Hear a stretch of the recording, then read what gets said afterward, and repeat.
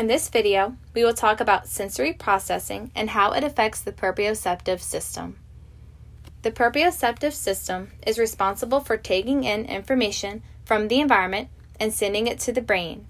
It is considered to be one of your hidden senses because you may not be aware that it is always working. Your muscles, tendons, ligaments, and surrounding joints receive this information and then tell the brain where certain body parts are and what they are doing in relation to one another and the objects in the environment. An example would be how much force is needed to kick or throw a ball, to reach for an object, or to write or draw. When there are sensory processing issues associated with the proprioceptive system, we could see difficulties in motor planning, modulating and grading force, postural stability, and see some sensory seeking or sensory avoiding behaviors.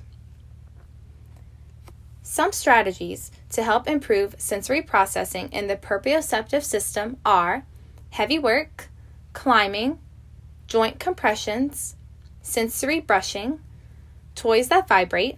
This would be beneficial for sensory avoiders. Yoga, crunchy foods. These are optimal for sensory seekers, and blowing bubbles. There are many activities that you can do at home in your own backyard to improve proprioception. One would be backyard yard work.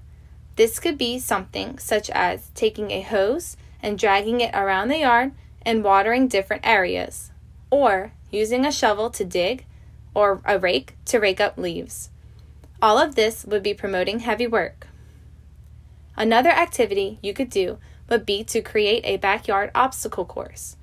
This would help with motor planning and postural stability. You can create as many obstacles as you would like that involve jumping, running, and picking up weighted items as you go. Another activity you could do is backyard arts and crafts. This would involve collecting items outside, such as grass or leaves, and then using a pen or pencil to draw a design on a sheet of paper to work on grading the amount of force needed to use the pen or pencil. Then you can use glue to outline your design, which will work on grading the amount of force needed to press on the glue bottle. After this, you would use the materials that you found outside to create your artwork and glue them on. Here is an example of a backyard obstacle course. Start the child off with something to collect items in as they move through the course. The first part of the obstacle course involves jumping. I used a cut-up pool noodle, but paper towel rolls could work as well. I put down a full water bottle for the first item to collect. Next, I used cones for running in a zigzag formation, but disposable cups could work for this part. I put down a water bottle filled with dried noodles to collect.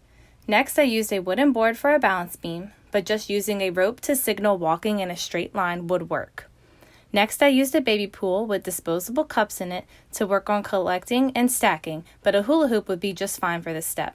After the cups are all stacked and collected, the child will go back to the starting point. This is a fun way to get the child working hard and they won't even realize that they're working.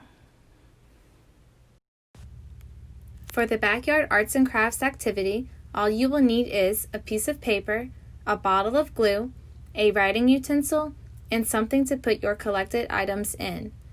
First, you will want to have the child draw a design of their choice so that they know what kind of items they will want to look for in the yard. Then, after collecting the items, you want to come back and have the child trace over their design with some glue and proceed to glue the materials on. And that is how you complete the backyard arts and crafts activity. Thank you for watching this video. If you have any further questions, please contact your local pediatrician or occupational therapist.